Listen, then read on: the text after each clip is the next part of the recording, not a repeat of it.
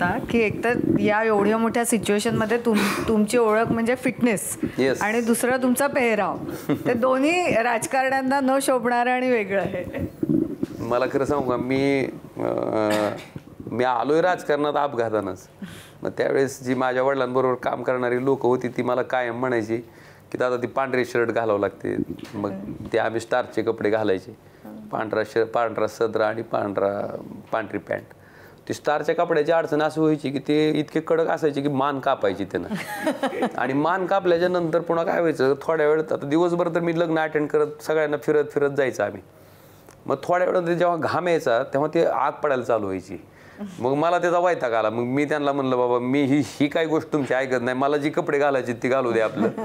मी आपले मग रेडीमेड कपडे त्या दिवशीपासून जी घालायला चालू केले. मला बरेच जण म्हणतात की हे तिथं गेल्यावर पण थोडं तुम्ही खासदारासारखं जरा ड्रेसिंग करत जा. कदाचित कुणाला वाटतं की असं नाही, पण ते कारण एकच आहे, ते स्टारचे कपडे काचतात फार आणि जॅकेटची फॅशन आहे ना आता. जॅकेट मी कधीच घालत नाही, मला ते आवडतच नाही, असं मला बरं वाटतंय.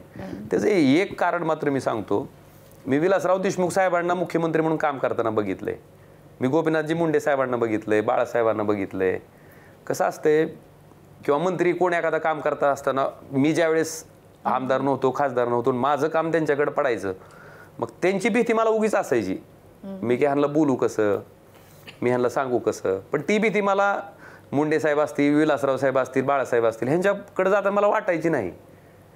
भले मुख्यमंत्री आहेत ते, पण मला त्यांची भीतीच वाटायची, कारण ती तेवढं आपलंसं कनेक्ट करायचे, पुढच्या माणसाला समजून घ्यायचे, ऐकून घ्यायचे.